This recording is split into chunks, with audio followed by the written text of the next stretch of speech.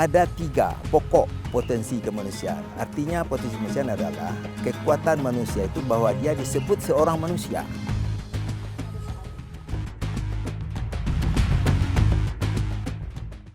Assalamualaikum warahmatullahi wabarakatuh. Hamdan syukranillah, salatan wassalaman ala rasulillah sallallahu alaihi wasallam, amma ba'd. Para pemirsa yang dirahmati oleh Allah Subhanahu wa taala, alhamdulillah pada kesempatan siang hari ini kita bisa bertemu lagi dan tentunya dengan tamu kita yang luar biasa. Beliau adalah pakar kedokteran Islam, Dr. Sukiman Rusli. Apa kabar dokter? Assalamualaikum. Waalaikumsalam. Waalaikumsalam warahmatullahi. Dan beliau merupakan Ketua Pimpinan Daerah Muhammadiyah Jakarta Utara, juga merupakan anggota Komisi Fatwa Majelis Ulama Indonesia Provinsi DKI Jakarta, juga anggota Ganas Anar Provinsi DKI Jakarta. Insyaallah hari ini kita akan berbicara banyak mengenai puasa dalam perspektif kedokteran Islam. Monggo dokter. Terima kasih Mbak Ita. Memang jarang dikaji ya. Jadi kita meninjau ibadah kita berpuasa dalam aspek ilmu kedokteran. Kita sebut tadi ilmu kedokteran Islam. Nah, ini juga jarang orang sebut ilmu kedokteran Islam. Ilmu kedokteran Islam sebenarnya ya ilmu kedokteran yang berbasis ilmiah, yang evidence based, berbasis bukti kebenaran sesuai dengan hasil riset dan penelitian itu. Tapi sesuai dengan ajaran agama kita, agama Islam. Nah, itulah ilmu kedokteran Islam. Sekarang kita mengkaji ibadah puasa ini. Ya, ini puasa kita tahun ini 1441 Hijriah ya. Betul dokter. Mari kita tinjau aspek apa yang penting kita ketahui tentang ibadah puasa itu. Betul dokter. Secara berpikiran awam itu sangat gampang. Seandainya kita berpuasa, apa sih sebenarnya yang terjadi dalam diri kita? Dalam tubuh kita. Dalam tubuh kita itu apa sebenarnya yang terjadi? Betul dok. Nah, ini yang perlu kita simak. Nanti kita akan tahu sendiri itu peraturan-peraturan yang ditetapkan oleh Rasulullah bahwa puasa itu sangat bermanfaat untuk kehidupan umat manusia. Betul dokter. Sekarang kita simak dulu Mbak Ita ya. Ada surat At-Tin ya. Laqad khalaqnal insana fi ahsani taqwim. Itu ya. Betul dokter. Nah, sesungguhnya manusia itu diciptakan sesempurna mungkin. Betul. Nah, kata-kata sempurna itu apa artinya? Nah, karena makhluk Allah ini yang namanya manusia mempunyai kelebihan daripada makhluk Allah yang lain. Itu adalah potensi kemanusiaan. Nah, potensi kemanusiaan itu bisa kita tinjau dari ilmu kedokteran itu sendiri. Nah, ada 3 pokok potensi kemanusiaan. Artinya potensi kemanusiaan adalah kekuatan manusia itu bahwa dia disebut seorang manusia. Harus ada. Harus ada, kalau nggak manusia dia. Tapi binatang juga ada ya dok ya? Ya ada, tapi sederhana. Sederhana. Nah, apa yang 3 itu? Yang pertama adalah fungsi fisiologis tubuh. Fungsi fisiologis tubuh. Nah, itu kita tidak menyadari itu. Dalam kehidupan sehari-hari, kita tuh bisa bergerak, bekerja, berpikir itu karena fisiologis tubuh kita tuh berjalan sempurna. Betul, dok. Contohnya apa itu? Fungsi fisiologis itu, misalkan pernapasan, aliran darah atau sirkulasi, pencernaan, pemikiran, gerakan, fungsi saraf, fungsi hormon, Motorik, fungsi ya, dok? enzim. Nah, itu semuanya fisiologis tubuh Fisiologis atau tubuh. faal tubuh. Nah, kalau faal tubuh itu terganggu, orang susah. Terganggu kehidupannya. Nah, itu satu. Yang kedua, ini yang nampak di mata, yang diketahui orang banyak. Itu gerakan, pekerjaan, perbuatan. Nah, itu fungsi juga. Potensi kemanusiaan juga itu. Nah, yang 3 ini yang penting ini, pemikiran. Pemikiran. Nah, kalau disebut pemikiran, itu namanya kerja otak. Coba Allah menciptakan otak manusia itu bagaimana? Suatu posisi paling di atas. Otak ya dok? Iya, di atas sekali kan? Iya. Itu bukan di bawah. Iya dok. Nah, yang kedua, dilindungi oleh tulang tengkorak yang demikian tengkorak. utuh kuatnya.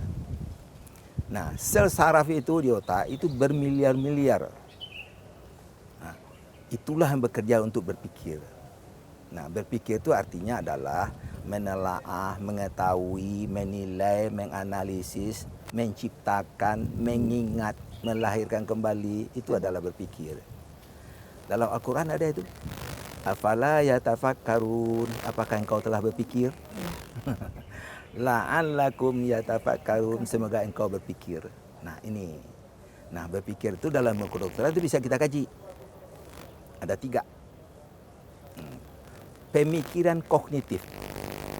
Ini pemikiran yang bertransi kepada faktual dan keilmuan. Kognitif. Ya, kognitif. Jadi kita punya anak-anak dari umur 5 tahun itu sudah diajarin untuk sekolah. Itu mencerdaskan pemikiran kognitif. Bangsa akan ketinggalan kalau pemikiran kognitif rakyatnya juga tidak menonjol. Ujung-ujungnya nanti adalah kalau kognitif sangat canggih, orang itu adalah menjadi seorang ilmuwan dan atau teknolog. Nah ini yang kurang. Kita umat muslim ini kurang nih. Coba Mbak Ita pikiran ini. Kebutuhan manusia yang berbasis teknologi ini siapa yang bikin? Saya ambil contoh ya. Iya dong. Mobil, motor, AC, laptop, ya, sampai di rumah, TV, ya, kulkas, sampai sabun, deterjen, sampo. Dilihat dari merek itu kita tahu bahwa ini umumnya tidak dibikin oleh orang Muslim. Karena itu pemikiran kognitif yang menonjol untuk menciptakan itu. Itu kognitif ya. Nah, yang kedua pemikiran afektif. Ini perasaan, hati nurani, sanubari, perasaan. Kolbu. Ya, dalam Islam, Dalam agama kita disebut kalbu. Pemikiran yang selalu berorientasi pada kebenaran dan kebaikan. Itu kalbu, itu afektif. Orang mau dia berjuang ke medan perang, bertempur, itu apa pemikirannya? Kalbu itu. Kalau kognitif dia belum tentu mau. Oh ngapain aku berperang, pergi mati katanya. Tapi kalau kalbu enggak, saya ingin menegakkan kebenaran, kebaikan untuk hidup, biar saya mati berjuang, kan gitu katanya. Itu namanya pemikiran kalbu. Yang ketiga itu pemikiran psikomotor. Itu menghasilkan kreativitas untuk merubah kehidupan. Nah itu psikomotor. Nah dalam agama kita ini pemikiran nafsu. Nah inilah. Jadi kalau Allah berfirman, rubahlah nasib engkau, ya. Bernafsu merubah nasib. Kalau enggak Allah tidak akan merubah nasib itu ya. Ya. Nah itu contohnya. Jadi nafsu itu sebenarnya pemikiran baca terbagi 2. Ke kanan nafsu baik, ke kiri nafsu buruk. Hawa nafsu. Nah, nafsu buruk ini dipengaruhi oleh langkah-langkah syaitan. Itu hawa nafsu. Nah, nafsu itu dalam kedokteran ada 3 Mbak Ita. Dibagi lagi ya. Nah, ada 3 itu. Nafsu perut, Nafsu perut. nafsu syahwat, nafsu emosi. Nafsu perut itu kalau yang hawa nafsu menonjol maunya kenyang dulu. Tidak peduli lagi, dia. makan Alkohol dia santap, jengkol dia makan, rokok dia isep, Betul, narkoba dia konsumsi. Karena terjebak hawa nafsu tadi, nafsu buruk. Itu nafsu perut itu. Nafsu syahwat apa? Ya, kita udah tahu aja ya. Itu nafsu emosi. Nafsu emosi adalah orang egois.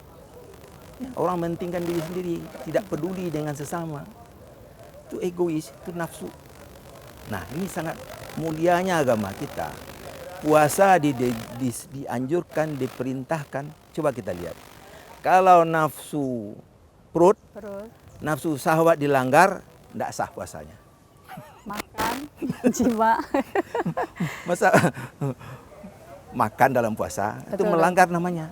Di nafsu perut itu ujian. Nafsu syahwat sebenarnya ujian. Kalau nafsu emosi menurunkan nilai-nilai puasa.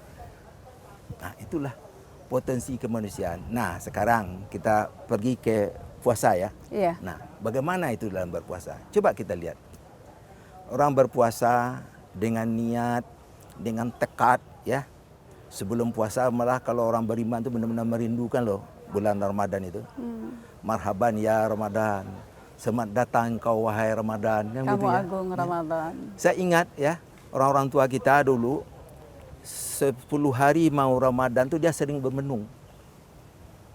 Kok bermenung? Nah, aduh, aku akan didatangin. Didatangin apa? Nah, dia ibarat didatangin oleh seorang kekasih. Kekasih. Walaupun bermenung bermuram durja, menunggu kekasih yang akan datang, kan begitu. Nah, ini dia Ramadan. Di Ramadan itu dirindukan oleh orang-orang yang beriman. Nah, itu. Nah, merindukan itu tuh pemikiran afektif atau pemikiran kalbu. Iya, itu mulianya. Nah, gitulah ya dalam berpuasa. Nah, sekarang dia menahan 13-4 jam, tak makan, tak minum, tidak boleh berperilaku buruk, berperilaku jelek, harus santun, berakhlak mulia, semua ibadah dilaksanakan dengan baik, ya. Salat tidak boleh tinggal, yang sunnah diperbanyak. Baca Al-Quran, Ya, baca Al-Quran malam-malam ya, tadarus, bermajlis, menambah ilmu, kan gitu. Nah, itulah ya norma-norma ketentuan dalam ibadah puasa itu.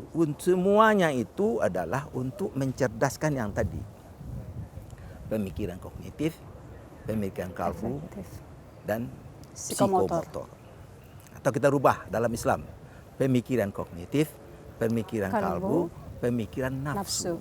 Janganlah sampai terjebak hawa nafsu. Kalau terjebak hawa nafsu, puasanya batal. Atau nilainya turun. Nah, Mbak Ita, sekarang kita menyimpang sedikit ya. Coba kita lihat umat manusia sekarang. Kan berlomba-lomba untuk menciptakan bagaimana kecerdasan tadi itu optimal. Dan itu diukur. Kecerdasan kognitif itu diukur dengan kata-kata intelligence quotient, IQ. Ya kan? Betul. Nah, semua guru tahu itu. IQ lah dinilai ya sekali setahun ya. Nah, intelligence quotient. Yang kedua, untuk kalbu tadi itu diukur lagi emotional quotient. Nah, tadi kan psikomotor, hawa nafsu, emosi. Ya, betul. Nah, emotional quotient. Jadi nilai emosi yang dianut oleh orang itu. Apakah orang ini egois, ambisius, ya malas, segala macam, pemarah, tidak bisa bersahabat, itu emotional quotient. Nah, itu namanya kecerdasan sosial. Nah, yang ketiga adalah creativity quotient. Kreativitas. Nah, ini manusia itu disuruh sebenarnya lembaga kita itu berproduksi sesuai dengan keahliannya. Jangan loyo. Harus produktivitas menghasilkan. Kalau itulah. Rasul bilang kan muslim yang kuat itu jauh lebih dicintai Allah daripada muslim yang itu udah Mbak Ita. Nah, kreativitas itu memproduksi. Nah, yang keempat, nah ini yang penting, spiritual quotient. Spiritual. Jadi kalau yang emotional quotient itu hablum minan nas, spiritual quotient itu hablun minallah. Nah, inilah ya kaidah-kaidah orang berpuasa untuk mencerdaskan potensi kemanusiaan tadi di dalam pemikiran yang dapat diukur nanti dari 4 tadi. IQ, EQ, CQ, SQ. Kalau mau jadi presiden yang 4 itu harus lihat, Mbak Dita. Jadi kaitannya dengan kesehatan mental ya? Iya. Kesehatan jadi mental. Boleh mental kita sebut, boleh aspek psikologi kita sebut, boleh kita sebut aspek hati nurani, boleh kita sebut. Boleh. Dokter, kaitan dengan kondisi kita sekarang ini, COVID-19 ini, kita menyikapinya bagaimana sih, Dok? Sebetulnya kan kadangkala kita sering kali merasa gundah gitu. Itu kan emosi juga yang berkecamuk dalam hati kita. Gimana, Dok? Ya, ini ujian sebenarnya. Iya, Dok. Kalau dalam Al-Quran juga ada sebut itu, musibah itu tidak selalu azab, tidak selalu ujian. Tapi musibah itu juga ada disebabkan oleh kesalahan kita sendiri. Jangan dirontokkan potensi kemanusiaan kita, yaitu pemikiran, fisiologis tubuh, dan aktivitas kita sehari-hari. Kalau kita beribadah, harus beribadah. Nggak mungkin tidak. Sholat jangan ditinggalkan. Puasa jangan tinggalkan. Walaupun bagaimanapun itu corona. Corona kan tidak makhluk sempurna. Dia tidak bisa berpikir. Dia tidak punya otak kok. Ini manusia yang berpikir. Jangan kalah. Terima kasih, Dr. Sukiman. Ya.